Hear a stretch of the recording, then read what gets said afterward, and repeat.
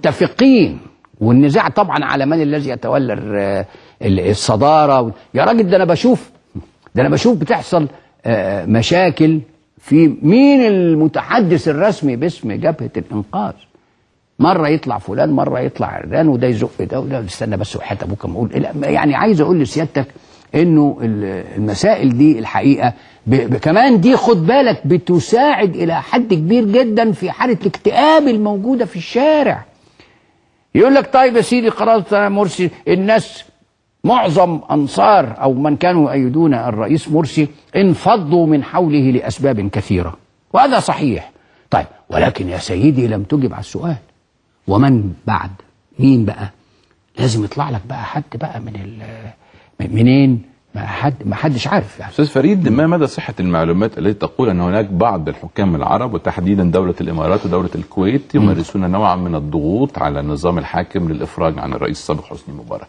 اولا هل بيتصلوا بالرئيس السابق مبارك؟ لا غير صحيح. يعني الحكام ولا ضغطوا ولا حصل الكلام ده، كل ده كذب، كل ده رجم بالغيب، والناس بتحب تعمل شوية تكهنات ولا حاجة. لأن دول ناس أولا ناس مسالمين وناس طيبين وناس ما يحبوش يتدخلوا في شأن مصر الداخلي، وده بيعتبروه شأن داخلي يعني بتاع كل حاجة.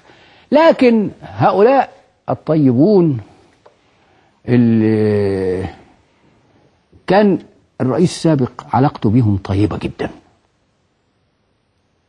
مش علاقته طيبة على المستوى الشخصي بس، لا، على المستوى القومي، على المستوى الوطني. إنه عمر ما مس مصالحهم الحيوية ولا تحالف مع خصومهم ومن يتربصون بهم، عمره ما عمل كده.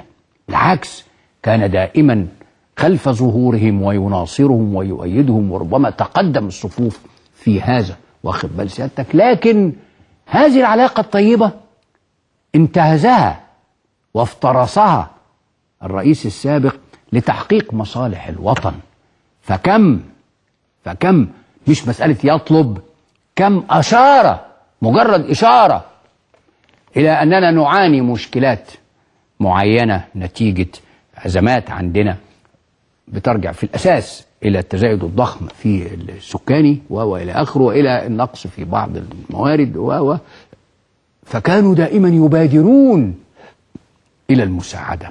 الوفد الكويتي اللي بيجي بيحضر بتكليف رسمي من الحكومة الكويتية ولا لا ده صديق عزيز جدا. شخصية. لا ده صديق عزيز جدا مهتم بالمسألة، الأستاذ فيصل العتيبي.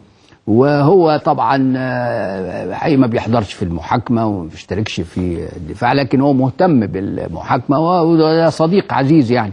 وبنحب نقعد ونلتقي بندردش مع بعض. من خلال لقاءاتك مع الرئيس السابق، ايه اكتر حاجة بلغ حضرتك انه ندمان عليها او حاسس انه اخطأ فيها؟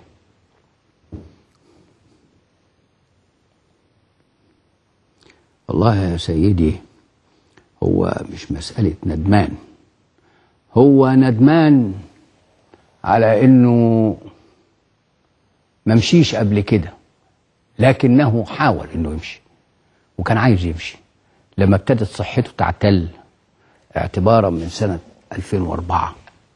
وتعلم سيادتك انه سبق هذا بسنتين، انه كان وقع اغمى عليه وهو بيخطب في مجلس الشعب سنة 2002، وده اللي خلى ابنه جمال ساب شغله بره وجه عشان يبقى جنب ابوه. لكن هو الظروف